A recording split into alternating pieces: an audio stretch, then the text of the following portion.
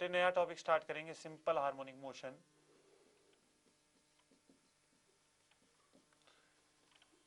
ना देखो, मोशन को हमने क्लासिफाई किया तो motion is of different types. Translatory motion है बेटे, रोटेटरी मोशन है, सर्कुलर मोशन है, ठीक है बेटे, ऑसिलेटरी मोशन है। नाउ अगर हम एक ब्रॉड क्लासिफिकेशन करें, so there are basically two types of motion, ठीक है। One is periodic motion and another is a periodic motion, ठीक है बेटे। Broad classification of motion,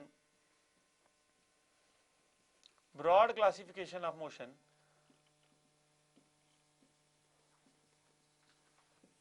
that is periodic motion and second is beta aperiodic motion।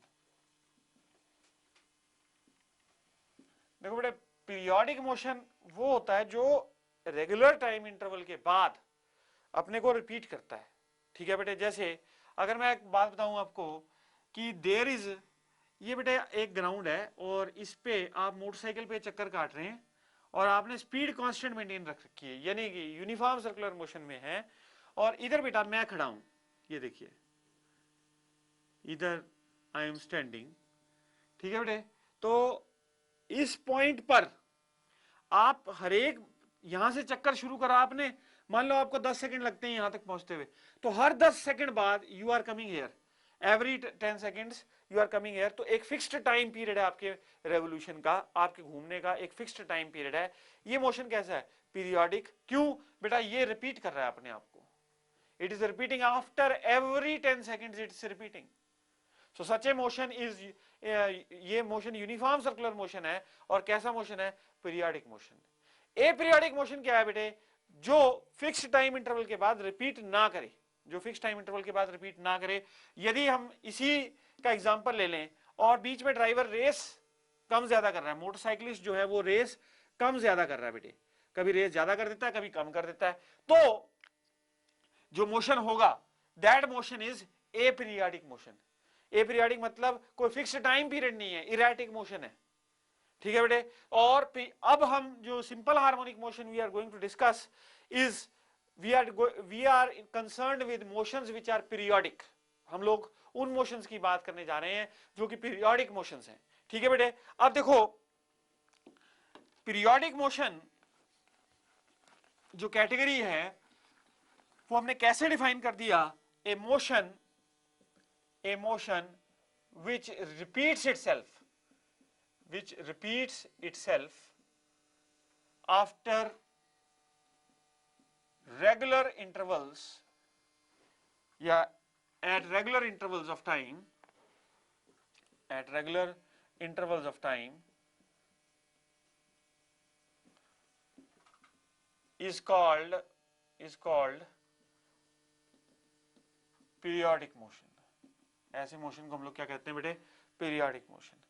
अब देखो बेटा, ये circular motion जो अभी हमने डिस्कस किया that was a periodic motion, ठीक है।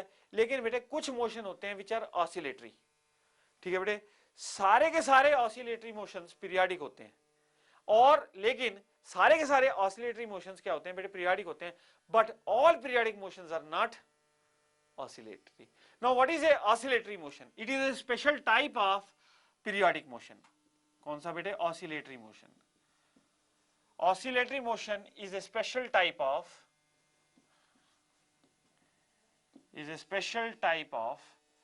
periodic motion। periodic motion, ठीक है बेटे। all oscillatory motions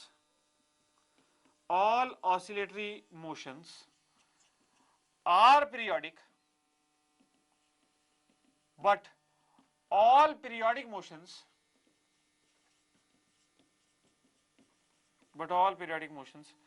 are not oscillatory। now बेटे what is a oscillatory motion? oscillatory motion होता है बैक एंड फोर्थ मोशन, यानी कि बैक एंड फोर्थ मोशन मतलब इसकी एक मीन पोजीशन होगी, उसके along it will be coming back and fourth once and again। like एक बॉडी यहां से गई बेटे यहां पे, ये कैसा मोशन है? This is the mean position of the motion, और बाकी एक्सट्रीम पोजीशन है। आपने बेटा एक पेंडुलम लेके, ये आपके पास पेंडुलम, आपने इसको इतनी डिस्प्लेसमेंट दे दी और छोड़ दिया, it starts oscillating.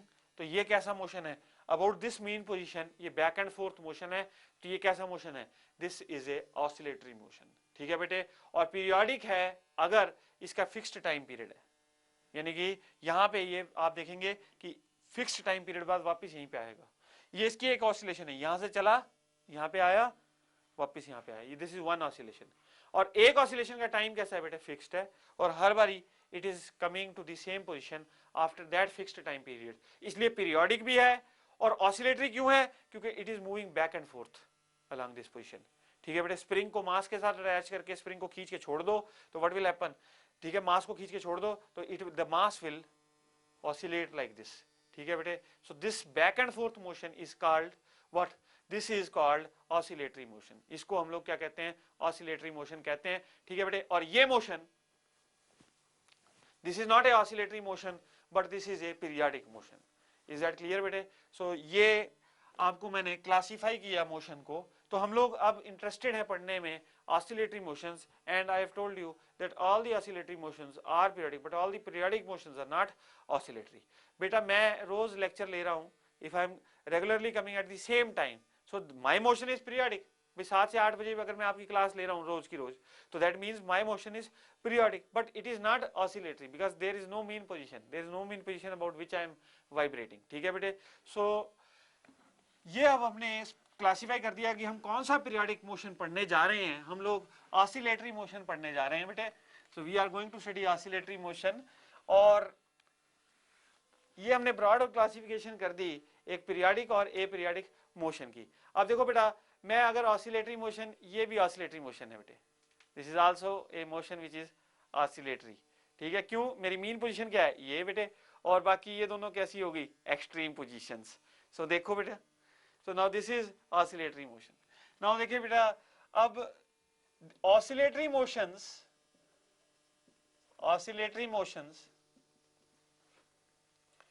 may be simple harmonic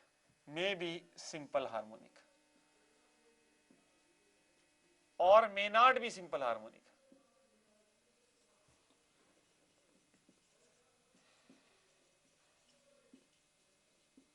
तो देखो बेटा, ऐसा है कि कुछ ऑसिलेटरी मोशन सिंपल हार्मोनिक होते, सारे के सारे ऑसिलेटरी मोशन सिंपल हार्मोनिक नहीं होते। No, what are the simple harmonic motions? ठीक है बेटे, तो सिंपल हार्मोनिक मोशन कब होता है? अब मैं आपको बताता हूं एक सिंपल सी बात बेटे। अगर मेरे पास एक सीलिंग है और उस पे मैंने एक धागे के साथ एक गेंद बांध दी और मैंने इस गेंद को बेटा यहां तक खींचा और छोड़ दिया, तो ये ऐसे ऑसिलेट करना शुरू कर दिया। मान लीजिए एयर फ्रिक्शन नहीं है तो ये ऐसे ऑसिलेट करती रहेगी। अब ये ऑसिलेशन सिंपल हार्मोनिक नहीं है। हाँ, अगर मैं इसी को बहुत हल्का सा, बहुत ही थोड़ा सा डिस्प्लेस करता हूं, यानी कि अभी तो मैंने बहुत ज्यादा डिस्प्लेस किया था इसको, इसी पेंडुलम को हल्का सा डिस्प्लेस करके मैंने छोड़ दिया, सो ये मोशन हो सकता है सिंपल हार्मोनिक हो। Now what is the criteria for simple harmonic motion? कब मोशन सिंपल हार्मोनिक होते हैं? We are going to discuss that now. और क्या इक्वेशन, क्या उनकी डिस्प्लेसमेंट गवर्न होती है from the mean position? Mean position से बेटा ये जितना गया, ये distance, this is called displacement. इसको क्या कहते हैं हम लोग? डिस्प्लेसमेंट कहते हैं। ठीक है बेटे, दिस इज कॉल्ड डिस्प्लेसमेंट। ठीक है बेटे, अब हम लोग डिस्कस करेंगे what is the equation of displacement, what is the equation of for the displacement in simple harmonic motion. देखो बेटा, सिंपल हार्मोनिक मोशन को पहले इक्वेशन निकालने के लिए या पूरी तरह डिस्क्राइब करने के लिए देखिए SHM, देखिए बेटा SHM is a projection of a particle in uniform circular motion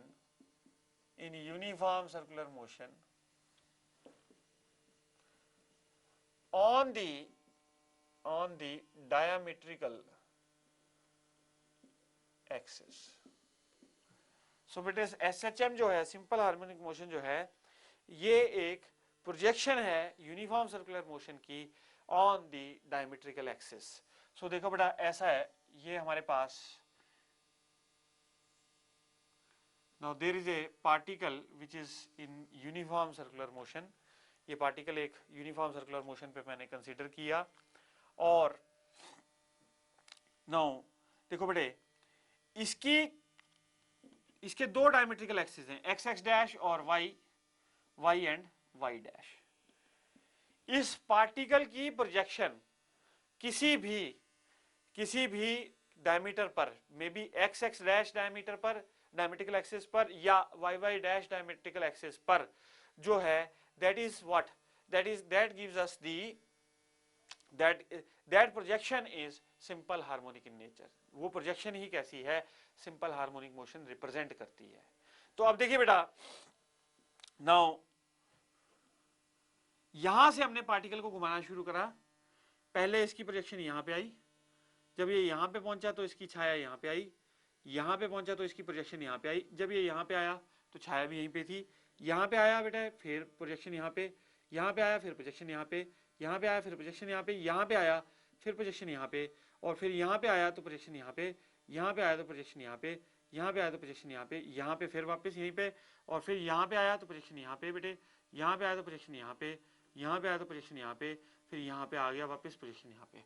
तो अगर वो एक पूरा सर्कल चला पार्टिकल, तो उसकी छाया कैसे चली, यहां से यहां गई बेटा, फिर यहां से यहां आई, फिर यहां से यहां गई, और यहां से यहां आई। ये क्या हुआ, this completes one oscillation. Mean position से पार्टिकल चला, एक्सट्रीम पहुंचा, वापस मीन, फिर नेक्स्ट दूसरी साइड एक्सट्रीम, और वापस ये। तो this completes one oscillation.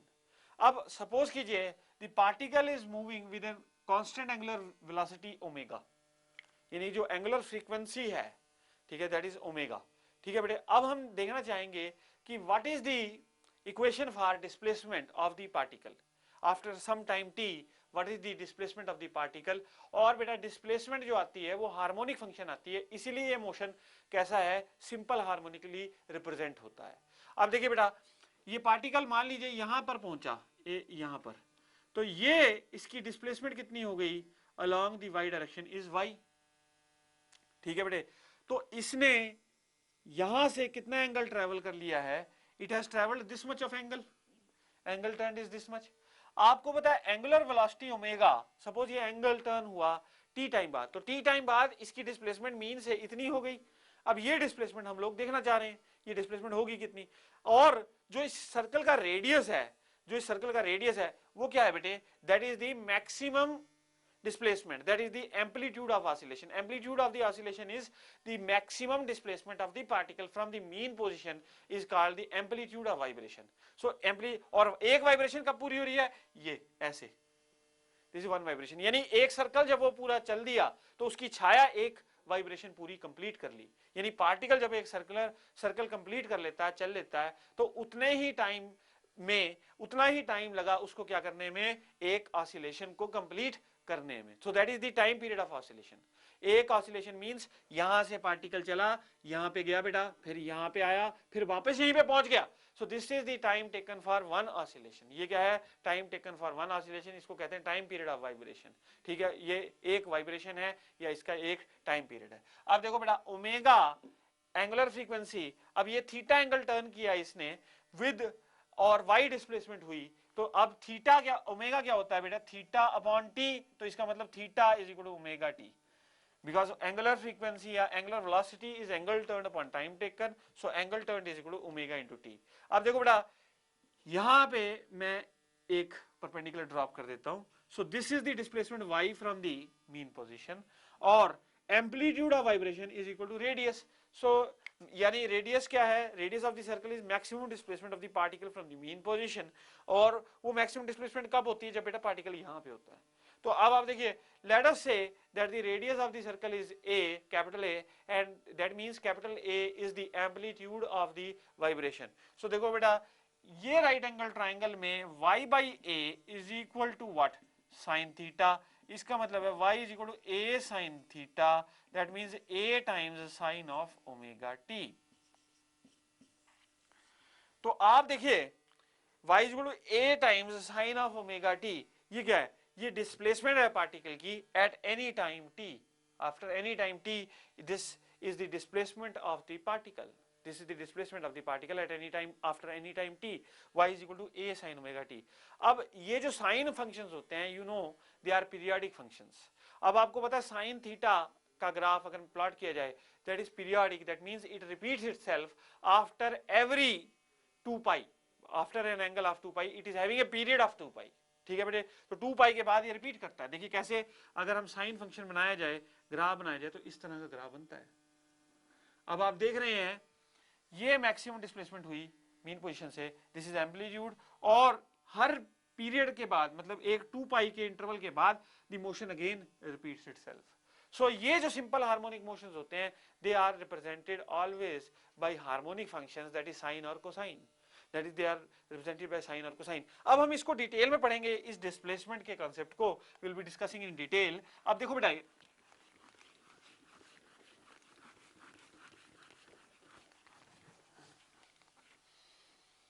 now y is equal to a times sine of omega t. Now beta, let us say the time period of oscillation is t, यानी कि capital T is the time period of oscillation. Then you can say that omega angular velocity या angular frequency, तो अगर एक time period में कितने का angle turn हुआ, 2 पाई का, यानी कि पूरा सर्कल घूम गया ना पार्टिकल, तो इसका मतलब 2 पाई का एंगल टर्न हुआ, तो कितने टाइम में हुआ, 2 pi by T. So I can write omega as 2 pi by t. So y is equal to a sin 2 pi by t into small t. अब देखिए बेटा, ऐसा है कि अगर आप इस इक्वेशन को देखें, तो अगर हम t इक्वल टू 0 टाइम लें, इसका मतलब पार्टिकल की डिस्प्लेसमेंट मीन पोजीशन से कितनी है, 0. पार्टिकल की डिस्प्लेसमेंट मीन पोजीशन से कितनी है, 0. ठीक है बेटे, ये एक इक्वेशन मैंने एनालिसिस करी. अब देखिए, अगर मैं इसमें टाइम ले लूं कितना, हाफ टाइम पीरियड या 1/4 time period, t by 4, that means 1/4 time period में डिस्प्लेसमेंट कितनी थी, y is equal to a times sine of 2 pi by t into बेटा t by 4. ये कितना हो जाएगा, a times sine of pi by 2 यानी a, यानी कि t by 4 टाइम बाद जो पार्टिकल था वो मीन से कितनी दूरी पर था, it was at maximum displacement, यानी कि एक्सट्रीम पोजीशन पे पहुंच गया. ठीक है बेटे.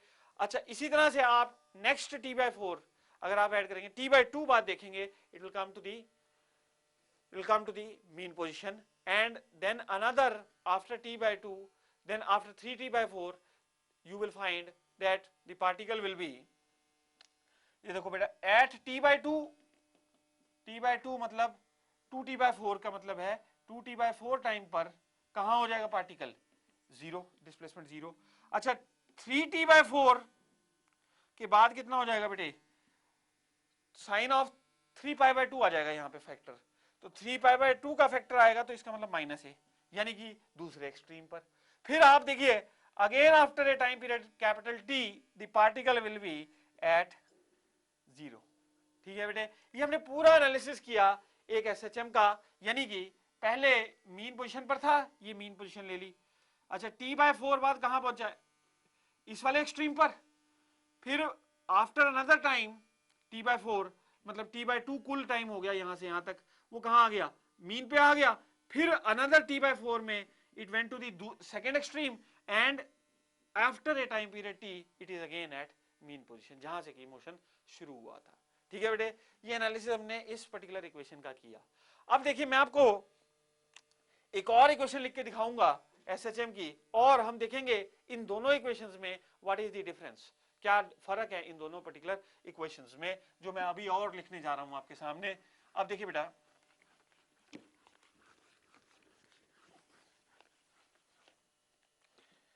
y is equal to a sine omega t का एनालिसिस अभी हमने किया, y is equal to a cos omega t, ये दूसरा इक्वेशन है, इसका एनालिसिस और करेंगे अब हम. देखो बेटा, ऐसा है, इसका अगर आप एनालिसिस करो तो t इक्वल टू 0 करो तो पार्टिकल कहां पे है, a पर, और इसके t इक्वल टू 0 में पार्टिकल कहां पे है, उसकी डिस्प्लेसमेंट 0 है. इसका मतलब क्या हुआ कि अभी मोशन शुरू नहीं हुआ है, ये पहले ही एक्सट्रीम पर है, यानी कि ये लीड कर रहा है, और ये लैग कर रहा है, क्योंकि इसकी displacement at time t equal to 0 कितनी है, 0 ही है बेटे. ठीक है बेटे. अब देखो, एक आदमी यहां पे खड़ा है, दूसरा आदमी इनिशियल पोजीशन यहां पे है उसकी, तो इसका मतलब क्या हुआ कि that is already at some displacement. तो यानी कि एक पेंडुलम अगर यहां पे ही है, मीन पोजीशन पे है at time t equal to 0, दूसरा पेंडुलम कहां पे है बेटे, it is at extreme position, that is it is at maximum displacement from the mean position. ठीक है बेटे, तो इसका मतलब है ये लीड कर रहा है। Now there is a phase difference. इस पर्टिकुलर इक्वेशन को मैं ऐसे लिख सकता हूं, y is equal to a sin omega t plus 90 omega t plus pi by 2। यानी ये क्या हो गया, स्टार्टिंग फेज हो गया, इनिशियल फेज। तो यानी कि ये वाला एसएचएम इस वाले एसएचएम को लीड कर रहा है by an angle of 90, it is leading this SHM by an angle of 90। सो y is equal to a sin of omega t plus 90, so there is a phase gain of 90 over this particular phase। ठीक है बेटे, तो इसका phase gain है इस पर, ये इसको कहते हैं स्टार्टिंग फेज या initial phase, this is called starting phase या इनिशियल फेज। ठीक है बेटे, आपको एम्पलीट्यूड पता लग गया। नाउ फ्रीक्वेंसी ऑफ ऑसिलेशंस क्या होती है, द नंबर ऑफ ऑसिलेशंस पर second is called frequency of oscillation, the number of oscillations पर सेकंड, कितनी ऑसिलेशन एक सेकंड में हो गई। देखो बेटा ये पेन, देखो बेटा ये पेन ऐसे ऑसिलेट कर रहा है, ठीक है, अब इसकी ऑसिलेशन फ्रीक्वेंसी क्या होगी, द नंबर ऑफ ऑसिलेशंस पर सेकंड। ठीक है, अब देखिए ये पेन और तेज ऑसिलेट करने लग गया, ये क्या हो गया, that means the frequency of oscillation has increased, क्योंकि तेज वाइब्रेट करने लग गया। ये देखिए बेटा ये धीरे धीरे वाइब्रेशन थी, ये तेज हो गई वाइब्रेशन, ये क्या है, the frequency of oscillation has increased, और ये क्या थी, frequency of oscillation is small, the number of oscillations per in time was small, the number of oscillation per time has increased. So this is what, this is called frequency, इसको क्या कहते हैं बेटे, frequency कहते हैं। Now phase का फर्क आपने समझ लिया, व्हाट इज फेज। अब देखिए बेटे इसमें क्वेश्चन किस तरह का आता है, क्वेश्चन किस तरह का इसमें पुट अप होता है। Now suppose there is a particle executing SHM, question, there is a particle executing SHM having a time period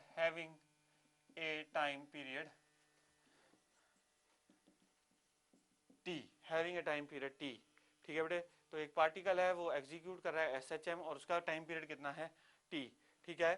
now what is the time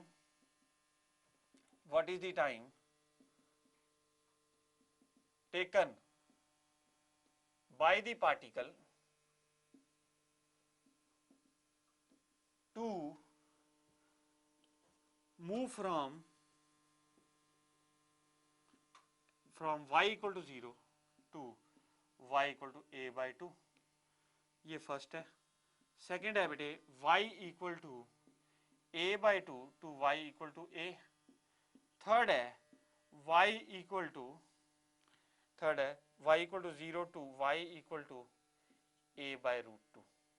ये तीन सिचुएशंस हैं, और the equation of the particle is represented by y is equal to a sin omega t, y is equal to a sin omega t, ये equation है particle की। और बेटे हमने कहां से कहां तक पता करना है कि 0 से लेके a by 2 तक कितना टाइम लगा, और टाइम पीरियड ऑफ ऑसिलेशन हमको कैपिटल T दे रखा है, टाइम पीरियड ऑफ ऑसिलेशन कितना दे रखा है बेटे, कैपिटल T दे रखा है। तो अब देखिए 0 से लेके a by 2 तक का टाइम, यानी t इक्वल टू 0 पे तो पार्टिकल कहां था, 0 पे, अकॉर्डिंग टू दिस इक्वेशन। अब a by 2 is equal to, a by 2 के लिए हमने देखना है कि स्मॉल t कितना आता है, y is equal to a by 2 into a into sine of क्या चाहिए बेटे, ओमेगा t। तो ये हो गया, इसका मतलब sine of omega t equal to half, इसका मतलब क्या हुआ बेटे, this implies omega t is equal to, अब साइन आपको पता है 30 डिग्री हाफ के बराबर होता है, इसका मतलब ओमेगा टी किसके बराबर है, 30 डिग्री के बराबर। 30 डिग्री मतलब pi by 6 radian, pi by 6 radian. अब देखिए बेटा टी ओमेगा कितना हो गया, 2 pi by T into T is equal to pi by 6, तो ये कितना हो जाएगा बेटा, इसका मतलब कितना हो गया, टाइम कितना हो गया, टी बाय 12। इसका मतलब है टी बाय 12 के टाइम में it has reached from 0 to a by 2, 0 से लेके a by 2 तक कितना टाइम लगा, 1/12 ऑफ द टाइम पीरियड। अब आपसे नेक्स्ट क्वेश्चन क्या पुट अप किया गया है कि a/2 से a तक कितना टाइम लगा। देखो आपको ये पता है बेटे, मीन पोजीशन से अगर a तक जाए तो कितना टाइम लग रहा है, t/4। ठीक है बेटे, 0 से लेकर अगर a तक जाए तो कितना टाइम लग रहा है, t/4 लग रहा है। अब हम पूछ रहे हैं a/2 से a तक, 0 से a/2 यानी मीन से a/2 तक पहुंचने में t/12। तो इसका मतलब क्या हुआ कि अगर a/2 से a जाना है तो उसको कितना टाइम लगेगा, सेकंड। ये तो आंसर हुआ a का। बी पार्ट का आंसर क्या हो जाएगा बेटे, t will be equal to t/4 minus t/12। कितना हो गया बेटे, t/6। इसका मतलब t/6 टाइम में पहुंचा। अच्छा नेक्स्ट क्या है, 0 से, देखो बेटा तीसरा पार्ट क्या है, 0 से a/√2। तो आपको पता है t इक्वल टू 0 पर वो उसकी डिस्प्लेसमेंट 0 है। a/√2 के लिए टाइम निकालने के लिए a/√2 इज इक्वल टू क्या चीज बेटे, a/√2 is equal to a times sine of omega T, यानी कि omega T is equal to π/4। तो t कितना हो गया बेटे, t will be equal to t/8, यानी कि 1/8 टाइम पीरियड में it will be at a/√2 position from the initial position, from the 0 position it will be at a position, at the position a/√2 it will be at a time 1/8 of the time period, 1/8 of the time period पर it will reach at this particular position। तो ये तो एक quality है बेटे इसमें question की, किस तरह के क्वेश्चन इसमें हमारे को पुट अप होते हैं। एक तो ये क्वालिटी है, ठीक है बेटे। Now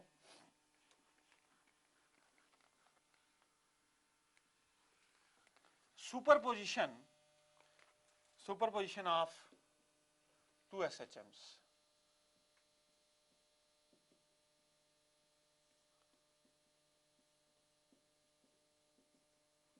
superposition of two SHMs बेटे, हमारे पास दो अलग अलग बॉडीज हैं, दोनों SHM एक्सिक्यूट कर रही हैं, दोनों को हम सुपर इम्पोज कर रहे हैं, यानी कि एक मोशन को दूसरे के साथ मिला रहे हैं। ठीक है बेटे, जैसे एक मोशन SHM ये था और दूसरा मोशन ऐसे था, ठीक है, दोनों को क्या कर दिया, मिक्स कर दिया, इकट्ठे होके उनका कुछ रिजल्टिंग एम्पलीट्यूड आ जाएगा। ठीक है बेटे, और कुछ ना कुछ उनका रिजल्टिंग फेज आ जाएगा। तो ये दो मोशंस हमने सुपर इम्पोज किए। अब दोनों के बीच में हो सकता है स्टार्टिंग में कुछ फेज डिफरेंस भी रहा हो, और जो हम फेज डिफरेंस स्टार्टिंग में ले रहे हैं दैट इज ऑफ 90 डिग्री। आप देखिए, मैं आपकी क्वेश्चन है दोनों आपको लिख के दिखाता हूं। सो एक SHM है y1 is equal to a1 sine of omega T. ठीक है बेटे, दूसरा जो SHM है y2 that is equal to a2 times cos of omega T. यानी कि दोनों की फ्रीक्वेंसी सेम है, दोनों के बीच में फेज डिफरेंस है, लेकिन दोनों के एम्पलीट्यूड्स अलग अलग हैं। एक का एम्पलीट्यूड a1 है और दूसरा एम्पलीट्यूड a2 है। जो इन दोनों SHM को मिलाने पर जो नया SHM आएगा उसका हम क्या निकालना चाहते हैं, एम्पलीट्यूड निकालना चाहते हैं, और उसका फेज निकालना चाहते हैं कि उसका रिजल्टिंग फेज कितना होगा, यानी कि हम उसका डिस्प्लेसमेंट फंक्शन लिखना चाहते हैं। We are given the two SHMs which are superimposing upon each other. तो बेटा देखो, जो रिजल्टिंग SHM आएगा that will be equal to displacement function of the first SHM plus displacement function of the second SHM। So y is equal to y1 plus y2 is equal to a1 sin omega t plus a2 cos omega t, a1 sin omega t plus a2 cos omega t। अब देखो बेटा, मान लो, now let us suppose that the resulting SHM is having a amplitude a, resulting SHM का amplitude कितना है, a है, और resulting phase difference कितना है, phi है बेटे। तो हम लोग a1 को कह देंगे a cos phi और a2 को कह देंगे a sin phi। ठीक है बेटे, तो y ये हमने फर्स्ट इक्वेशन और ये बेटे सेकंड इक्वेशन। ठीक है, तो y is equal to a times sine omega t cos phi plus a times cos omega t sin phi। ठीक है बेटे, so this will be a times sine a cos b plus cos a sine b sine of a plus b. ठीक है बेटे, so y is equal to a times sine of omega t plus phi. ये resulting हमारे पास equation आई जो इन दोनों को मिलाने पे आई। Now what is the resulting amplitude और what is the resulting phase we want to calculate, कि कितना रिजल्टिंग फेज है और कितना एम्पलीट्यूड है। तो उसको कैलकुलेट करने के लिए बेटा ये जो फर्स्ट इक्वेशन है और ये जो सेकंड इक्वेशन है, इसको आप स्क्वायर करके ऐड कीजिए, इसको आप स्क्वायर करके ऐड कीजिए। तो squaring and adding both of them, आप देखिए squaring adding 1 and 2 we get a1 square plus a2 square is equal to a square cos square 5 plus a square sin square 5। बेटे हम क्या कर रहे हैं, इस इक्वेशन का स्क्वायर करके इस इक्वेशन के स्क्वायर के साथ ऐड कर रहे हैं। तो लेफ्ट हैंड साइड क्या आ गई a1 square plus a2 square, और राइट हैंड साइड क्या आ जाएगी बेटे a square into sine square 5 plus बेटे cos square 5। Sine square 5 plus cos square 5 कितना हो जाता है 1। तो इसका मतलब रिजल्टिंग एम्पलीट्यूड कितना आ गया बेटे, रिजल्टिंग एम्पलीट्यूड जो है वो आपके पास आ गया a is equal to square root of a1 square plus a2 square. अब ये जो रिजल्टिंग फेज आ रहा है a1 स्क्वायर प्लस बेटे a2 स्क्वायर, ठीक है बेटे। अब जो रिजल्टिंग फेज आ रहा है इन दोनों की वजह से, तो ये रिजल्टिंग फेज क्या आ रहा है, सेकंड को फर्स्ट से डिवाइड कर दो, तो बेटा tan phi tangent phi is equal to what a2 by a1, यानी कि phi is equal to tan inverse of a2 by a1। यानी दोनों जो मोशन सुपर इम्पोज हुए थे उनका रिजल्टिंग, उनके सुपर इम्पोज होने के कारण जो रिजल्टिंग एम्पलीट्यूड आ रहा है that is equal to square root of a1 square plus a2 square, और जो रिजल्टिंग फेज आ रहा है उनके बीच में that is tan inverse of a2 by a1, that is equal to tan inverse of a2 by a1। ठीक है बेटे। तो अब ये देखिए ये आपके पास मैंने सुपर इम्पोजिशन करवाई दो SHMs की। अब इसी पे हम एक प्रॉब्लम लेंगे, we will be discussing one small problem on the superposition of SHM concept.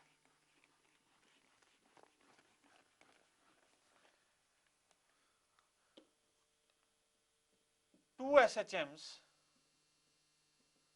given by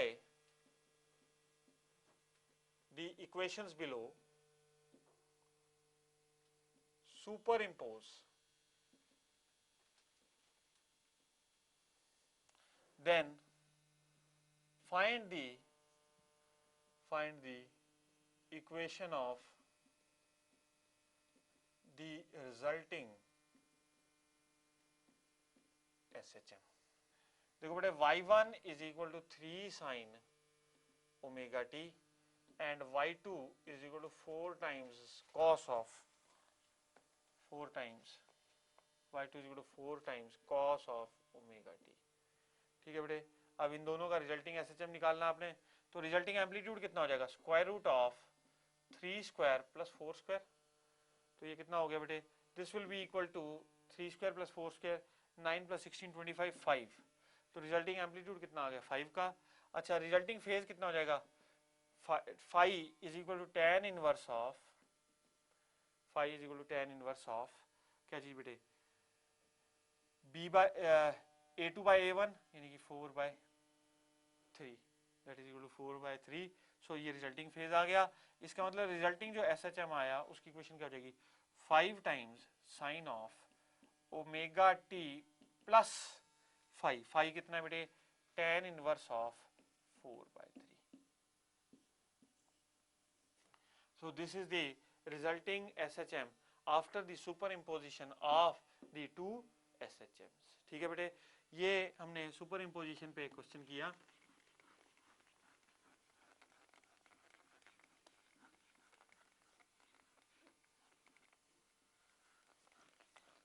Now बेटे we look into what is the velocity in SHM, instantaneous velocity, velocity in SHM। बेटे हमें कोई simple harmonic motion दे रखा है y is equal to a sin omega t। Now velocity as you know is dy by dt, that is equal to d by dt of a sin omega t, that is equal to d by dt of a sin omega t। Now this will be equal to a times d by dt of sin omega t, a times d by dt of sin omega t। So that is equal to a times omega into cos of omega t, a times omega into cos of omega t। ठीक है बेटे। सो अब देखो आपको पता है a times omega into cos omega t को हम क्या लिख सकते हैं root of 1 minus sine square omega t, root of 1 minus sine square omega T. ठीक है बेटे। साइन ओमेगा टी को हम लोग दोबारा से लिख सकते हैं root of sine omega T is y by a 1 minus Y square by a square लिख सकते हैं बेटे। तो ये कितना हो जाएगा omega into square root of a square minus Y square. This is the velocity at any displacement y from the mean position और एंगुलर फ्रीक्वेंसी है ओमेगा। अब आप देखो बेटा, एट मीन पोजीशन y क्या है, 0 है। At mean position y is 0, at mean position y is equal to 0, तो वेलोसिटी क्या हो जाएगी, velocity is equal to omega a, so velocity is maximum. ठीक है जी। और बेटे at extreme position, at extreme position, extreme position पे क्या है बेटे, y is equal to a, तो y is equal to a, तो velocity will be minimum, that is अगर यहाँ पे y इक्वल टू ए डालोगे तो velocity minimum will be 0। So mean position पे maximum velocity is omega A और extreme position पे velocity is minimum and that velocity is equal to 0। ठीक है बेटे, ये वेलोसिटी इन एसएचएम हमने डिस्कस किया।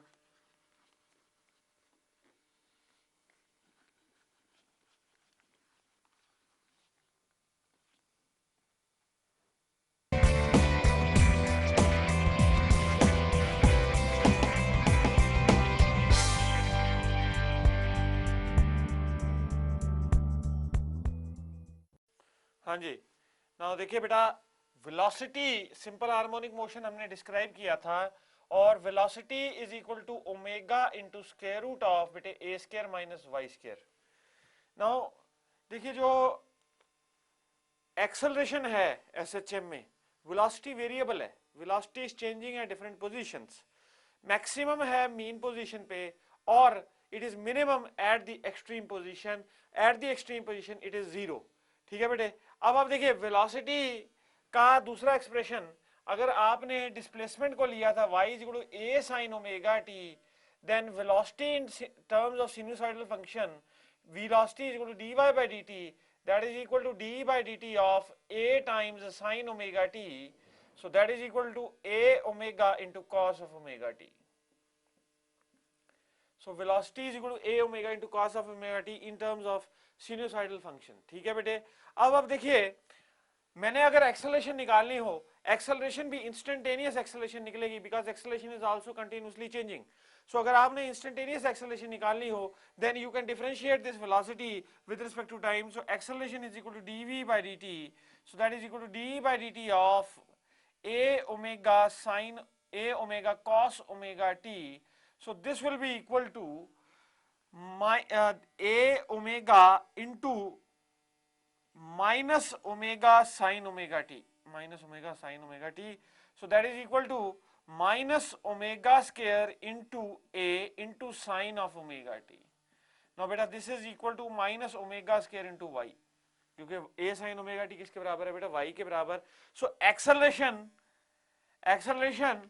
of the simple harmonic of the particle executing simple harmonic motion is minus omega square y. Now देखो बेटा, omega क्या है, angular frequency, angular frequency is a constant value. Angular frequency कैसी है, fixed है, constant है। So angular frequency is constant, so इसका मतलब acceleration is directly proportional to negative of displacement. ये नेगेटिव साइन क्या इंडिकेट करता है कि डिस्प्लेसमेंट और एक्सेलरेशन दोनों ऑपोजिट डायरेक्शंस में हैं। Both displacement and acceleration are in the opposite direction, acceleration is proportional to negative of displacement. बेटा ये प्राइमरी कंडीशन है किसी भी मोशन को सिंपल हार्मोनिक होने के लिए, जो उसका एक्सेलरेशन है that should be proportional to negative of displacement. This is the primary condition for a motion to be simple harmonic. एक मोशन को सिंपल हार्मोनिक होने के लिए acceleration should be proportional to negative of displacement. अब देखते हैं बेटा कि acceleration at mean position and what is the acceleration at extreme position. We will now see what is the acceleration at mean position and what is the acceleration at extreme position. अब देखो बेटा, at mean position अगर आप देखें तो mean position पे y कितना है बेटे, 0. So acceleration at the mean position is 0. Acceleration at mean position is 0 because y को आप 0 पुट करोगे तो acceleration will turn out to be 0. So or what is the acceleration at extreme position? At extreme position, y is equal to maximum, y is amplitude. So at the extreme position बेटे acceleration क्या हो जाएगी, minus omega square into a. That means acceleration is maximum,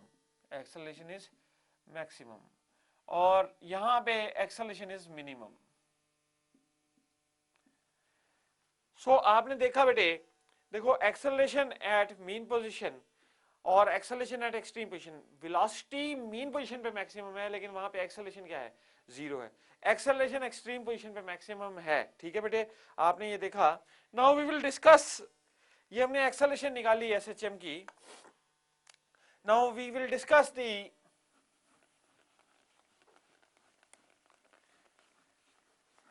energy. अब हम लोग energy के बारे में बात करेंगे बेटा। नाउ देखिए एनर्जी, एनर्जी दो तरह की एनर्जी एसोसिएटेड है with simple harmonic motion. One is kinetic energy and another is potential energy.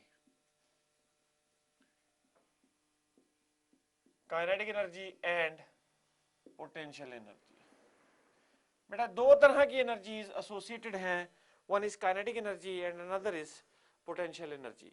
देखो बेटा काइनेटिक एनर्जी इसलिए है क्योंकि मोशन है, मोशन जो है वो हो रहा है, इस करके काइनेटिक एनर्जी एसोसिएटेड है सिंपल हार्मोनिक मोशन में। नाउ आपको पता है बेटे काइनेटिक एनर्जी जो होती है that is equal to half m into v square, half m into v square. So this is equal to half into m, v की वैल्यू डाल देंगे बेटा, वी कितना है, omega into square root of a square minus Y square का whole square. So ये हो गया बेटे half M omega square into A square minus Y square, this is the kinetic energy. अच्छा बेटे इस काइनेटिक एनर्जी को हम सिनुसॉइडल फंक्शन में भी लिख सकते हैं, we can write this in the sinusoidal function also. तो सिनुसॉइडल फंक्शन में क्या होगा बेटा, देखो आपने v को लिखा था v is equal to y is equal to A sine omega t, तो v is equal to a omega into cos omega T, ठीक है बेटे। तो kinetic energy can also be expressed as half m velocity का square, velocity का square क्या हो जाएगा यहाँ पे, half m a square omega square cos square omega T, ठीक है बेटे। तो इसको आप ऐसे लिख सकते हो हाफ एम ओमेगा स्क्वायर ए square, half M omega square ए स्क्वायर इंटू वन प्लस क्या चीज बेटे, one plus cos of twice omega T by two, ठीक है बेटे। तो half of M omega square A square cos square omega T, because आपको पता है कि बेटा यू नो दैट कि one cos two theta is equal to two cos square theta minus one. ये रिजल्ट को मैंने यूज किया और यहां पे कॉस स्क्वायर ओमेगा टी की वैल्यू डाल दी बेटे, हो जाएगी one plus cos to omega T by to. अब आप देख रहे हैं कि काइनेटिक एनर्जी भी एक वेरिएबल है, इट इज चेंजिंग, ठीक है बेटे। अगर आप t इक्वल टू जीरो लें तो यहां पे आपके पास फैक्टर आ जाता है, देखो काइनेटिक एनर्जी बिकम्स, अगर आप t इक्वल टू जीरो लें यहां पे टाइम को जीरो पुट करें, अब वी विल सी क्या डिफरेंट टाइम्स पे काइनेटिक एनर्जी क्या क्या हो सकती है, क्या क्या होती है, ठीक है। We will be looking into कि भी डिफरेंट टाइम्स पे काइनेटिक एनर्जी क्या क्या हो सकती है। अभी आपके सामने मैंने पहला एक्सप्रेशन ये बनाया, दूसरा एक्सप्रेशन ये बनाया, ये क्या है, ये सिनुसॉइडल रिलेशन है for the kinetic energy and this is the kinetic energy with respect to displacement y। So मतलब ये y के रिस्पेक्ट में है और ये सिनुसॉइडल रिलेशन है किसका बेटा, काइनेटिक एनर्जी का। अब आप देखिए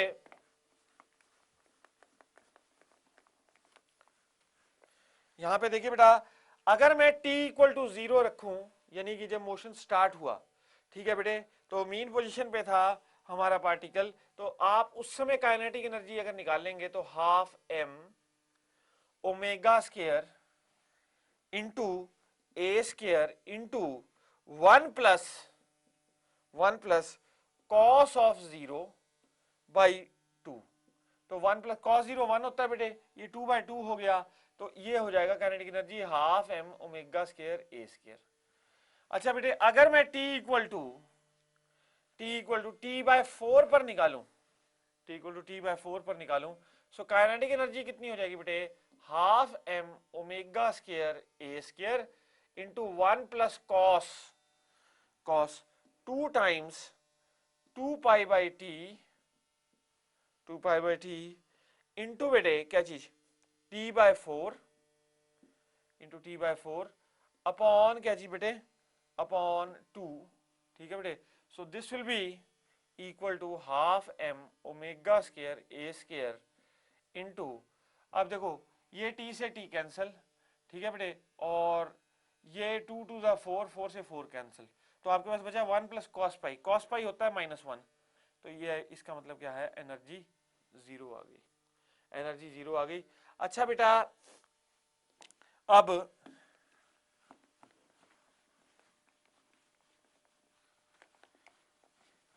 now next if you take another time interval that is t equal to t by 2, बेटा यहाँ पे t by 2 डालिए, अगर यहाँ पे आप t by 2 कर देते हैं तो आपके पास आ जाएगा cos of 2 pi, ठीक है बेटे। so cos of 2 pi is 1, cos of 2 pi is 1, तो again energy will become maximum, so kinetic energy will become equal to half m omega square a square, it will become again maximum. Then again if you take at a interval of 3t by 4, ठीक है बेटे, t by 2 फिर t by 2 में plus t by 4 और add किया आपने, तो अगर दोबारा से 3t by 4 इंटरवल पे देखें तो काइनेटिक एनर्जी कितनी हो जाएगी बेटे, that will be equal to half m omega square a square into क्या जी बेटे 1 plus cos of 2 into 2 pi by T into क्या जी बेटे 3t by 4 into 3t by 4 upon क्या चीज 2, ठीक है बेटे। तो यहाँ पे अगर आप दोबारा से इस टाइम बाद देखें, देखो बेटा मैं कैसे कैसे टाइम इंटरवल ले रहा हूँ, पहले मैंने 0 पर लिया पार्टिकल को, फिर मैंने t by 4 बाद, फिर अनदर t by 4 बाद, और फिर यहां तक करते करते t by 2 और t by 2 plus t by 4, t by 4 ये कितना हो जाता है बेटे, दैट बिकम्स 3t by 4। तो 3t by 4 के टाइम इंटरवल पे फिर दोबारा देख रहा हूं मैं, तो again you find that what will be the kinetic energy half m omega square a square into 1 plus, ठीक है बेटे, into 1 plus cos of into 1 plus cos of बेटे 2 इंटू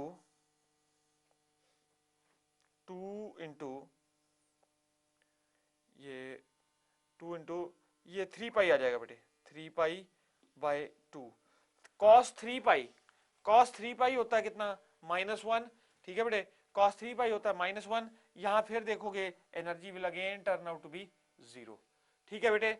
अगर 3t by 4 के बाद फर्दर t by 4 लोगे तो आपके पास टाइम पीरियड वापस t आ जाएगा और फिर एनर्जी क्या हो जाएगी मैक्सिमम।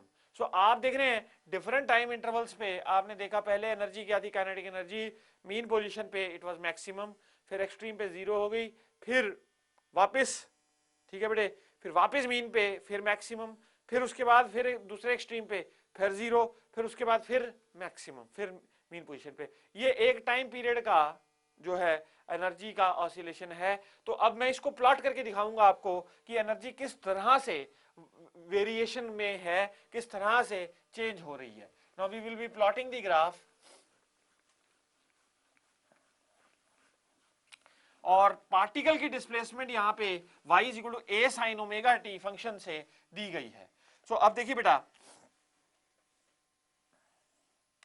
नाउ अगर मैं ग्राफ यहां पे रखूं काइनेटिक एनर्जी और यहां पे रखूं बेटा टाइम, तो t इक्वल टू 0, अच्छा t इक्वल टू बेटा क्या चीज, t equal to t by 4, t by 2, 3t by 4 and again t, ठीक है बेटे, एंड अगेन t। सो अब आप देखिए यहां पे एनर्जी क्या थी, kinetic energy at t equal to 0, जब t 0 था तो काइनेटिक एनर्जी वाज मैक्सिमम, और फिर बेटा t बाय 4 पे जाकर क्या हो गई 0, यहां पे आके 0 हो गई बेटे, उसके बाद फिर क्या हुआ, then again at t by 2 it became maximum, again 0, then again it became maximum. So ये काइनेटिक एनर्जी का कर्व है बेटे, ये this is the kinetic energy curve, और इस पे आप देखिए काइनेटिक एनर्जी इस तरह से वाइब्रेट कर रही है, और ये ग्राफ हमेशा पॉजिटिव साइड पे आएगा, this graph will be always at the positive side. Positive side पे क्यों आएगा बेटे, क्योंकि energy is always positive, energy कैसी है बेटे, हमेशा पॉजिटिव ली जाती है, ठीक है बेटे। सो और मैक्सिमम एनर्जी कितनी है, काइनेटिक एनर्जी मैक्सिमम कितनी है, half M omega square into ए स्क्वायर। काइनेटिक एनर्जी मैक्सिमम कितनी है बेटे, half M omega square into ए स्क्वायर के बराबर है। अच्छा बेटे, ये हमने काइनेटिक एनर्जी की डिस्ट्रीब्यूशन करी। अब हम किसी डिफरेंट वैल्यूज पे भी काइनेटिक एनर्जी को निकाल सकते हैं, यानी कि अगर हमसे ये पूछा जाए कि t/12 टाइम बाद काइनेटिक एनर्जी क्या होगी, we can easily find out what is the kinetic energy by putting the expression, by substituting the value in the sinusoidal expression. या बेटा हमें t/12 पे पता है कि पार्टिकल किस डिस्प्लेसमेंट पे है, particle is at a displacement a/2, उस समय पार्टिकल a/2 की डिस्प्लेसमेंट पे है, तब भी हम लोग निकाल सकते हैं। तो ये तो हुआ काइनेटिक एनर्जी का variation with respect to time. So kinetic energy का variation with respect to time इस तरह से है बेटा। Now next that we are going to discuss is the potential energy, ठीक है बेटे। सो काइनेटिक एनर्जी आपने देखा कि मैक्सिमम कहां थी, next we are going to discuss is potential energy. No बेटे देखिए, ऐसा है कि दो तरह की दो फॉर्म्स ऑफ एनर्जी हैं। So kinetic energy plus potential energy is equal to total energy. जो टोटल एनर्जी है हमारे सिंपल हार्मोनिक जो ऑसिलेटर है SHO जिसको कहते हैं, तो उसके पास जो बेटा टोटल एनर्जी है that is sum of kinetic and potential energy. अब काइनेटिक एनर्जी कितनी है, half M omega square into ए स्क्वायर माइनस वाई स्क्वायर। ये तो है बेटे kinetic energy plus potential energy. अब देखो ऐसा है, जब बेटे पार्टिकल मीन पोजीशन पे है तो उसकी जो टोटल जो काइनेटिक एनर्जी है वो मैक्सिमम है, यानी कि सारी की सारी एनर्जी उसके पास उस समय किस फॉर्म में है, it is having the total energy in the form of kinetic energy, क्योंकि उस समय उसके पास पोटेंशियल एनर्जी क्या है, जीरो है, उसके पास पोटेंशियल एनर्जी उस पोजीशन में है ही नहीं। तो इसका मतलब है कि टोटल एनर्जी कितनी होगी, वो मैक्सिमम काइनेटिक एनर्जी के बराबर होगी, half M omega square into ए स्क्वायर। सो इसका मतलब है बेटे पोटेंशियल एनर्जी कितनी हो जाएगी, half M omega square into Y square. इसका मतलब है बेटे पोटेंशियल एनर्जी होगी half M omega square into Y square के बराबर, ठीक है बेटे। So this is the potential energy that is at any particular instant. अब देखिए पोटेंशियल एनर्जी का अगर मैं एक्सप्रेशन देखना चाहूं, supposing if I want to see the expression for potential energy, देखो बेटा पोटेंशियल एनर्जी का सिनुसॉइडल एक्सप्रेशन देखना चाहूं, आपको पता है y is equal to A sine omega T है, तो potential energy will be equal to half M omega square into A sine omega T का स्क्वायर बेटे, ए साइन ओमेगा टी का square. So this will be equal to half M omega square A square sine square omega T, ठीक है बेटे, half M omega square ए square sine square omega T. आप इस expression को आप transform भी कर सकते हैं। ना इस एक्सप्रेशन को आप कैसे ट्रांसफॉर्म कर सकते हैं, देखो बेटा potential energy is equal to half M omega square A square sine square omega t को मैं लिख सकता हूं 1 minus cos 2 omega T by 2, 1 minus cos 2 omega T by 2, ठीक है बेटे। सो ये क्या हो गई, this is potential energy half M omega square into A square into 1 minus cos 2 omega T by 2। अगर आप इसका ग्राफ प्लॉट करेंगे, ठीक है बेटे, इसका भी ग्राफ आप प्लॉट कर सकते हैं ना। उसके लिए हम लोग we will take the times again t equal to 0, t equal to t by 4, t by 2, 3t by 4 and again t equal to t, ठीक है बेटे। सो इन सारे टाइम्स पे we can plot the graph of the potential energy also. So potential energy पे देखिए, अब देखिए बेटे cos 0, तो potential energy at mean position at time t equal to 0 is 0। अब t equal to t by 4, अगर आप यहां पे t बाय 4 डालेंगे सो आपके पास आ जाएगा cos पाई, और cos पाई होता है -1, तो आपके पास ये फैक्टर आ जाएगा potential energy will be half m omega square a square. अच्छा बेटे इस particular time t equal to t by 2 पर the potential energy will be zero. Again the potential energy will be maximum. ठीक है बेटे, that will be equal to half m omega square into a square, and here again the potential energy will be zero. ठीक है बेटे, तो ये आपके पास potential energy का कर्व आया. This is the curve for potential energy. आपने देखा पोटेंशियल एनर्जी पहले जीरो थी, फिर उसके बाद मैक्सिमम हुई, एक्सट्रीम पोजीशन पे पहुंच गया, और एक्सट्रीम पोजीशन पे क्या हो गई, पोटेंशियल एनर्जी मैक्सिमम. वापस मीन पोजीशन पे आए, पोटेंशियल एनर्जी फिर जीरो, उसके बाद फिर एक्सट्रीम पे पोटेंशियल एनर्जी फिर मैक्सिमम, और potential energy was again zero. तो आपने देखा ये उसके ऑपोजिट आ रहा है, काइनेटिक एनर्जी के कर्व के ऑपोजिट आ रहा है. काइनेटिक एनर्जी मीन पे मैक्सिमम थी, वहां पे पोटेंशियल एनर्जी जीरो थी. ठीक है बेटे, अब आप देखिए इसको अगर मैं ग्राफ पर प्लॉट करूं, between a graph between potential energy and time. ठीक है बेटे, टाइम और पोटेंशियल एनर्जी के बीच में ग्राफ प्लॉट करूं, t equal to zero, t equal to t by 4, then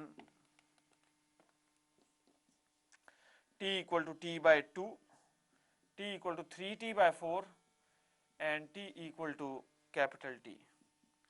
अगर मैं अब ग्राफ प्लॉट करूं तो आप देखिए बेटा, potential energy at the mean position zero, t by 4 पर maximum, then again at t equal to t by 2 फिर zero, then again maximum, and again at t by 2 it is zero. ठीक है बेटे, तो ये आपने देखा, ये आया हमारे पास किसका कर्व, पोटेंशियल एनर्जी का curve. Now supposing if you want to compare the frequencies of, देखो अगर हम देखना चाहे कि जो एंगुलर फ्रीक्वेंसी है दोनों की, दोनों मोशन की, वो किस तरह से वेरी कर रही है, क्या फर्क है दोनों की एंगुलर फ्रीक्वेंसीज में, काइनेटिक एनर्जी की वेरिएशन और जो पोटेंशियल एनर्जी है उसकी वेरिएशन की जो फ्रीक्वेंसी है, और जो सिंपल हार्मोनिक मोशन की जो फ्रीक्वेंसी है, अगर हम उसका रिलेशनशिप देखना चाहें कि वो किस तरह से आपस में एक दूसरे से साथ वेरी कर रहे हैं, देखो बेटा we have to compare the expressions, we have to compare the two expressions. ये तो मैंने आपके सामने पोटेंशियल एनर्जी का कर्व बना के दिखाया कि पोटेंशियल एनर्जी किस रिलेशन के साथ वेरी कर रही है. नाउ देखो बेटा, यहां पे हम लोगों ने लिखा था y is equal to A sine omega t, y is equal to A sine omega t. ये क्या है, ये सिंपल हार्मोनिक मोशन की इक्वेशन है. ये डिस्प्लेसमेंट इस तरह का फंक्शन है, सिनुसाइडल फंक्शन है, और वो इस तरह वेरी कर रहा है, y is equal to A sine omega t. अब देखो बेटा, पोटेंशियल एनर्जी का आपने रिलेशन देखा तो that was half m omega square a square into 1 minus cos 2 omega t by 2. और काइनेटिक एनर्जी का आपने रिलेशन देखा, half m omega square a square into 1 plus cos 2 omega t by 2. ठीक है बेटे, एक पोटेंशियल एनर्जी का relation देखा, एक काइनेटिक एनर्जी का रिलेशन देखा, और ये क्या है, this is the relation for displacement. तो इन तीनों रिलेशंस को अगर आप ध्यान से देखें तो यहाँ पे ओमेगा है, यहाँ पे 2 ओमेगा है, यहाँ पे भी 2 ओमेगा है. यानी कि जो काइनेटिक एनर्जी या पोटेंशियल एनर्जी की वेरिएशन की जो फ्रीक्वेंसी है वो ट्वाइस है when compare to the variation, when compare to the frequency of oscillation. ठीक है बेटे, so 2 times frequency, 2 times is the frequency of variation of the kinetic energy या potential energy then then the frequency of oscillation of the simple harmonic oscillator. ठीक है बेटे, अब आप अगर आप टोटल एनर्जी देखें तो that is equal to sum of potential energy plus kinetic energy. अगर आप इन दोनों का सम करें तो you will find that this will be equal to half m omega square a square. From this particular relation that is equal to half m omega square into a square. ठीक है बेटे, अब देखिए हम लोगों ने पोटेंशियल एनर्जी को थोड़ा और डिटेल में डिस्कस करना है. ठीक है बेटे, मैं उसके लिए आपके साथ और डिटेल में थोड़ा सा पोटेंशियल एनर्जी को डिस्कस करूंगा. आपको पता है potential energy is position based energy. जैसे जैसे पोजीशन चेंज कर रहा है पार्टिकल, वैसे वैसे उसकी एनर्जी भी चेंज कर रही है, तो पोजीशन बेस्ड एनर्जी है. ठीक है बेटे, अब देखिए अगर मेरे पास I have found the acceleration, acceleration मैंने ढूंढी थी, acceleration is minus M omega square Y, sorry acceleration is equal to minus omega square Y, ये हमने देखा था बेटे। तो magnitude of acceleration in simple harmonic motion is omega square Y, magnitude of acceleration कितना है बेटे, ओमेगा स्केयर वाई के बराबर है। अच्छा देखिए, अगर हमने अगर एक्सेलरेशन है तो नेचुरली फोर्स तो है, फोर्स प्रेजेंट है, और ये एक्सेलरेशन कंटिन्यूसली चेंज कर रही है। सपोजिंग आपने सिंपल हार्मोनिक ऑसिलेटर को जीरो से लेके वाई तक लेके गए, किसी पोजीशन वाई तक लेके गए, तो आपको वर्क करना पड़ा, वो work as potential energy store हो गया। लेकिन क्या है, ये work done by a variable force है। So what we do is we take a very small displacement dy for which we consider the force approximately constant. So the small amount of work done in displacing the simple harmonic oscillator by a small displacement dy is f into dy. So force कितना हो जाता है बेटे, m omega square y into dy, ठीक है बेटे। Now work done can be obtained by integrating from 0 to y m omega square y into dy. So this will be m omega square constant, integral y dy कितना हो जाएगा बेटे, y square by 2 from 0 to y integrate करोगे, so you will get this work done in moving from 0 to y position, यानी कि mean to extreme position, is half m omega square y square. This is the potential energy of the simple harmonic oscillator at any particular instant, ठीक है बेटे। तो यही potential energy पहले मैंने दूसरे ढंग से निकाल के दिखाई थी, अब मैंने आपको इसको दूसरे ढंग से समझाया है, इसको दूसरे ढंग से निकाल के दिखाया है। So potential energy is equal to half M omega square into Y square, ठीक है बेटे। अच्छा, आपने देख लिया कि frequency of oscillation of the potential energy and kinetic energy are both variable, both are varying, ठीक है बेटे, and they are both varying, ठीक है। और कैसे वेरी कर रहे हैं, they are both varying with double the frequency of the displacement, मतलब डिस्प्लेसमेंट की जो फ्रीक्वेंसी है उसके दुगनी है फ्रीक्वेंसी ऑफ वेरिएशन, किसके लिए, for kinetic energy and potential energy. अच्छा देखो बेटा, हमने एक्सेलरेशन डिस्कस की, we have discussed kinetic energy, we have discussed potential energy. अगर मैं काइनेटिक एनर्जी और पोटेंशियल एनर्जी का कर्व एक ही ग्राफ पर प्लॉट करना चाहूं, suppose if I want to draw the kinetic energy and potential energy curve on one single graph, तो मैं देखिए बना सकता हूं उसको कैसे बेटा, ये मैंने डिस्प्लेसमेंट ले ली, एनर्जी ले ली मैंने ऑन दी वाई एक्सिस, ठीक है, और बेटा डिस्प्लेसमेंट यहां पे ले ली, ये एक्स डैश एक्स एक्सिस, ये वाई एक्सिस बेटे। यहां पे डिस्प्लेसमेंट कैसी है, पॉजिटिव, और बेटा यहां पे डिस्प्लेसमेंट कैसी है, नेगेटिव। ये पॉजिटिव साइड है और ये बेटे नेगेटिव साइड है। अब आप देखिए, जब पार्टिकल की डिस्प्लेसमेंट जीरो थी, जब पार्टिकल की डिस्प्लेसमेंट जीरो थी, तो उस समय the potential energy was zero. अच्छा बेटे, एक्सट्रीम पोजीशन मान लीजिए यहां तक है, this is this side extreme, this is this side extreme. अब क्योंकि energy is proportional to y square, इसका मतलब कैसा है कि ग्राफ इज पैराबोलिक। कैसा ग्राफ आएगा बेटा, पैराबोला आएगा, ठीक है, ग्राफ इज पैराबोलिक। तो अब आप देखिए, पोटेंशियल एनर्जी का अगर मैं कर्व बनाऊं तो पोटेंशियल एनर्जी यहां से बढ़ती बढ़ती मैक्सिमम हुई, और यहां पे भी पोटेंशियल एनर्जी मैक्सिमम हुई, तो यहां पे जीरो थी। ये हो गया बेटा पोटेंशियल एनर्जी का कर्व। अच्छा, अगर मैं काइनेटिक एनर्जी का कर्व बनाऊं तो एक्सट्रीम पोजीशन पे the kinetic energy was zero, और मीन पोजीशन पे the kinetic energy was maximum, और बेटा ये, ठीक है बेटे, ये जो लेवल है ये पैराबोलिक रिलेशन हो गया, ये कर्व आया किसका, काइनेटिक एनर्जी का। अच्छा बेटे, इस पर्टिकुलर पॉइंट पर ये जो एनर्जी की वैल्यू है, this is equal to total energy, और total energy remains fixed, total energy remains fixed, ठीक है बेटे, total energy is constant, total energy is fixed. अच्छा, अब कोई हमसे ये कहे, supposing if we want to find out the points at which the kinetic energy and potential energy are equal, दोनों काइनेटिक एनर्जी और पोटेंशियल एनर्जी इक्वल है। बड़ा इंपॉर्टेंट क्वेश्चन है बेटे ये, कि when after how many time, अगर कोई पार्टिकल है, it is oscillating with a time period T, उसका time period of oscillation T है, तो अगर मैं ये पता करना चाहूं कि किस किस टाइम के बाद जो काइनेटिक एनर्जी और पोटेंशियल एनर्जी है वो इक्वल हो जाएंगी, तो उसको हम लोग निकाल सकते हैं। देखिए बेटा कैसे, that we can find out. ये बड़ा इंपॉर्टेंट कर्व था, पोटेंशियल एनर्जी और kinetic energy curve. Now energy same, आपने देखा जहां पे इंटरसेक्ट कर रहे थे ग्राफ, वहां पे एनर्जी क्या हो रही थी, सेम हो रही थी। अब देखो बेटा, potential energy is equal to half M omega square A square into 1 minus cos 2 omega t by 2। अच्छा बेटे, काइनेटिक एनर्जी कितनी थी, half M omega square A square into 1 plus cos 2 omega t by 2।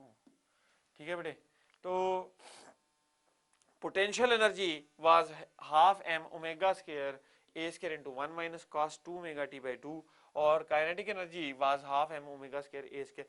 अब हम कह रहे हैं कि दोनों एनर्जीज कैसी हो जाएं, सेम, यानी कि potential energy is equal to kinetic energy. वो टाइम पीरियड्स निकालना चाहते हैं, वो टाइम्स निकालना चाहते हैं जिसपे कि काइनेटिक एनर्जी और पोटेंशियल एनर्जी इक्वल हो जाती हैं। तो उसको देखिए बेटा कैसे करेंगे, half M omega square A square into 1 minus cos 2 omega t by 2 is equal to half m omega square a square into 1 plus cos 2 omega t by 2। तो आप देखिए ये बेटा हाफ एम ओमेगा स्क्वायर ए square cancel, अच्छा 2 से 2 cancel हो गया, 1 minus cos 2 omega T is equal to 1 plus cos 2 omega T. ठीक है बेटे, आप देखिए 1 से 1 कैंसिल हो जाएगा, आपके पास आ जाएगा cos 2 omega T is equal to 0, cos 2 omega T is equal to 0। अब देखो इसका मतलब क्या हुआ बेटे कि 2 omega T is equal to 0। अब इसके लिए we know a general result, हमें एक जनरल रिजल्ट पता है कि अगर आपके पास हो ट्रिग्नोमेट्री से, यू नो कि cos थीटा यदि 0 हो तो theta is equal to 2n minus 1 या 2n प्लस 1। ठीक है बेटे, 2n minus 1 pi by 2, 2n minus 1 pi by 2। अब देखो बेटा, n को अगर मैं 1 पुट करूं तो ये पाई बाई 2 आ जाएगा, cos 90 0। ठीक है बेटे, देन अगर n को 2 पुट करूं तो cos 3 pi by 2, then again it is 0। So ये जनरल रिजल्ट आया। तो इसका मतलब क्या हुआ, 2 omega T is equal to 2n minus 1 into pi by 2। अच्छा बेटे, इसके देखो अब हम क्या करेंगे, 2 into 2 pi by time period into small T is equal to 2n minus 1 into बेटा क्या चीज, pi by 2, 2n minus 1 into pi by 2। अच्छा बेटे देखो,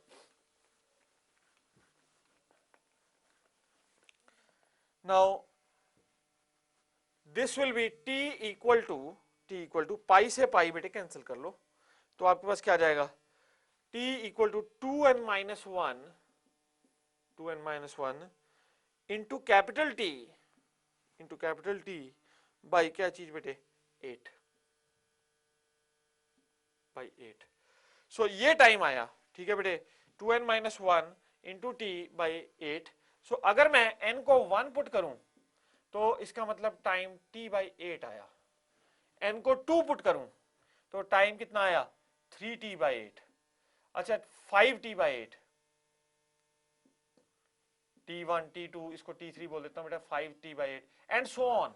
तो इसका मतलब है पोटेंशियल एनर्जी और काइनेटिक एनर्जी सेम हो रही हैं। कब कब, जब टाइम t बाई 8 था, फिर 3t बाई 8 पर, फिर 5t बाई 8 पर। यानी कि जो टाइम इंटरवल्स हैं, सक्सेसिव टाइम इंटरवल जिन पे की काइनेटिक एनर्जी और पोटेंशियल एनर्जी सेम होती है सिंपल हार्मोनिक मोशन में, they are in the ratio of odd number multiples, that is 1:3:5:7:9:11 so on. ठीक है बेटे, सो आप देख रहे हैं, और वो क्या है, 1/8 है, 1/8 टाइम पीरियड है ऑफ 1/8 टाइम पीरियड है जब क्या हो रहा है बेटे, जो पोटेंशियल एनर्जी, जितनी पोटेंशियल एनर्जी पोजेस हो रही है उतनी ही काइनेटिक एनर्जी जो है हमारा पार्टिकल पोजेस कर रहा है। ठीक है बेटे, so after the successive time intervals, अब हम एक टाइम इंटरवल लेंगे t बाई 8 और इस पर देखेंगे कि what is the potential energy and what is the kinetic energy, और वो देखेंगे कि वो सेम आएगी बेटे, we will find that it will be equal.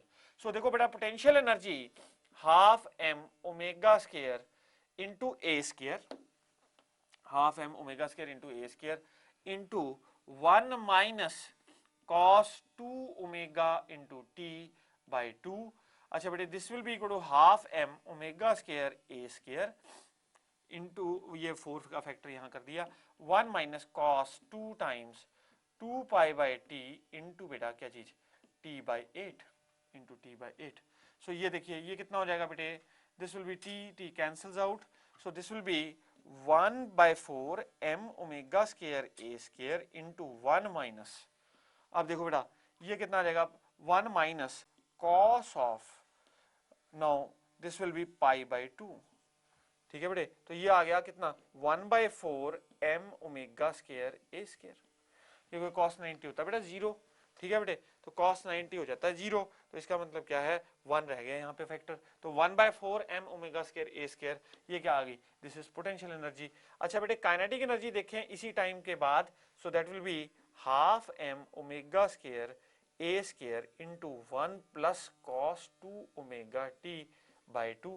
Again t by 8 पर आप देखेंगे पोटेंशियल और काइनेटिक एनर्जी क्या हो गई 1/4 m ओमेगा स्क्वायर ए स्क्वायर, क्योंकि अगर आप यहाँ पे t बाई 8 पुट करते हो तो यहाँ पाई बाई 2 का फैक्टर ही आएगा, तो ये हाफ का फैक्टर आ गया, तो ये 1/4 m ओमेगा स्क्वायर ए स्क्वायर, यानी कि t बाई 8 टाइम के बाद, यानी कि t बाई 8 टाइम के बाद जो पोटेंशियल एनर्जी है और जो काइनेटिक एनर्जी है वो इक्वल है, दे आर बोथ सेम।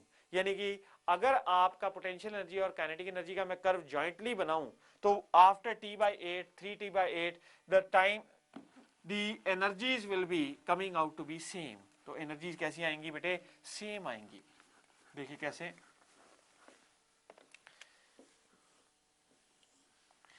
ये देखिए बेटा पोटेंशियल एनर्जी इनिशियली 0 थी, इस तरह का पोटेंशियल एनर्जी का कर्व आता है, और बेटा ये देखिए ये काइनेटिक एनर्जी का कर्व है। ठीक है बेटे, और यहां पे ये टाइम इंटरवल जो है ये t बाई 8, ये बेटा क्या चीज देखो ये काइनेटिक एनर्जी है और ये पोटेंशियल एनर्जी है, यहाँ पे t बाई 8 फिर 3t बाई 8 फिर बेटे 5t बाई 8 और उसके बाद 7t by 8 and so on. इस तरह से क्या है जो एनर्जीज हैं आप इन पॉइंट्स पे you can say A B C D, इन पॉइंट्स पे दी एनर्जी इज सेम, जितनी काइनेटिक एनर्जी है उतनी ही पोटेंशियल एनर्जी है। ठीक है बेटे, सो ये आपका जो energy distribution, energy potential energy और काइनेटिक एनर्जी का कंसेप्ट मैंने डिटेल में बेटा डिस्कस किया।